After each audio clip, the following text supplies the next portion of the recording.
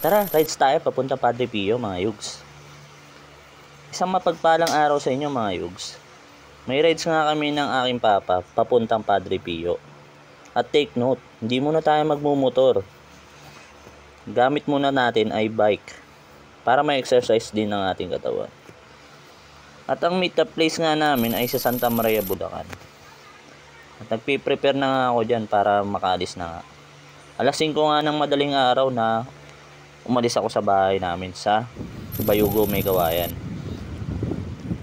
At sinimulan ko na nga magpadyak. Madilim pa ng mga oras na ito. Tanging ilaw lang ng mga poste na nakikita ko. At wala pang ganong sasakyan sa lugar namin. Pagdating ko nga dito banda sa May Kawayan, Malacan, medyo may nakikita na akong mga sasakyan. At andito na nga ako sa May Supima, sa May Kawayan, papuntang toll gate, packet to ng toll gate. At dito nga marami na ako nakakasabay ng mga sasakyan. Tuloy-tuloy lang ako sa pagpadya kahit mabagal ang takbo ko.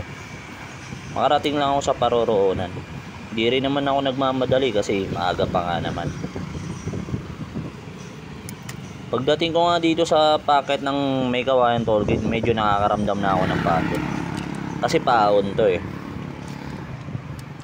Pero tuloy-tuloy pa rin ang pagpadya ko. Kaya ko naman eh. Dati na rin naman kasi ako nagbabike eh. Maliit nga lang yung bike ko dati. At BMX pa yun. At banda nga rito ay packet na nga. Medyo nakakaramdam na talaga ako ng pagod. Kasi first time ko ulit magbike. Tapos malayo pa. 10 to 15 minutes parang nandito pa lang ako sa toll gate May Kawayan. Medyo malayo pa nga yung babiyahin natin mga yugs. At medyo nakakaginawa nga kasi pababa na nga ito. Kahit hindi ka na nga pumadyak, free wheel na lang. At nakarating na nga tayo dito sa Nook Sentro sa May Santo Niño, May Kawayan, Bulacan. Tuloy-tuloy pa rin tayo sa pagpadyak mga yugs, kahit mabagal tayo. Basta importante safe tayo makarating sa paroroonan natin.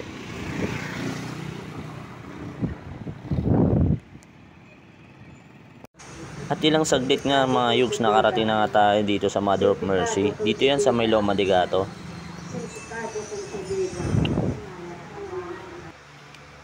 Ilang saglit nga ay nakapunta na nga tayo sa may subdivisions nila mama sa may Celera Homes. At dito nga mapapansin nyo eh ang dami ng mga bahay dito na tinatayo.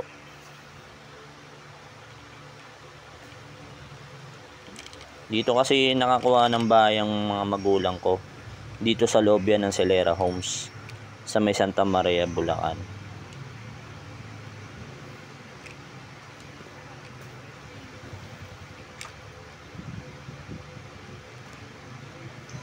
Konting kembot na lang eh malapit na nga ako dito sa may bahay nila mama. At dito na rin ako mag-aalmusal kasi nung umalis ako sa bahay hindi naman ako nag-almusal. Hihintayin ko na rin si papa para sabay na rin kayo mag-almusal.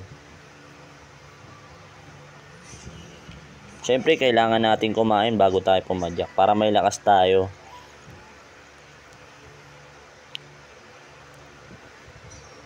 Dito na rin ako magpapahinga saglit. Hihintayin ko pa si papa. Mga alas 6 pa kasi ang labas niya. Siguro mga 6:30 o 6:45 alis na rin kami papuntang Padre Pio.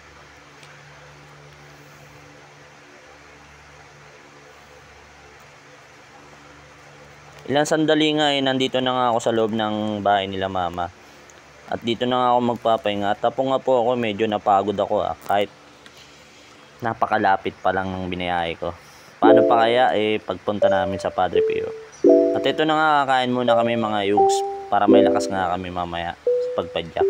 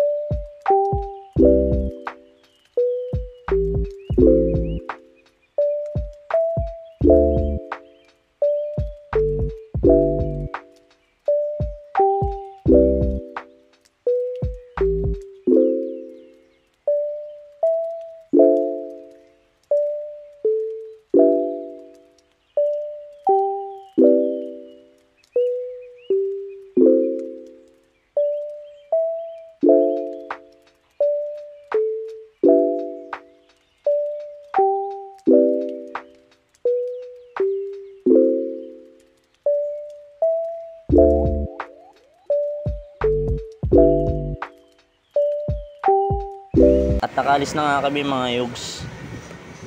Magbabike na nga kami papunta sa Padre Pio. Medyo nakakaramdam ulit ako ng hingal kahit malapit pa lang kaming sa lugar ng pinagalisan namin.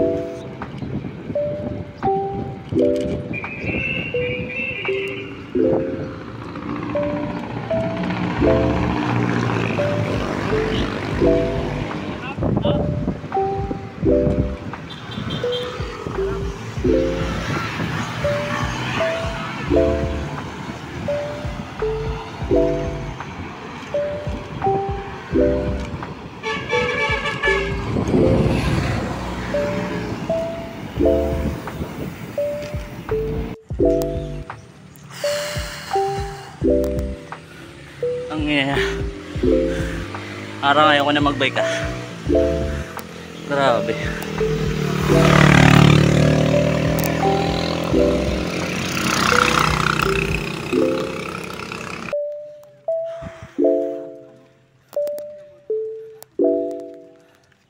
Ay, pag hindi sa San Jose del Monte na kami. Lang yan.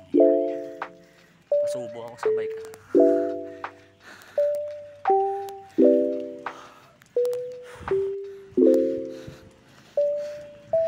Yakas ni Papa.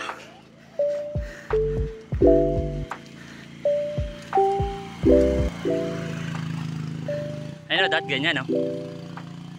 Yan.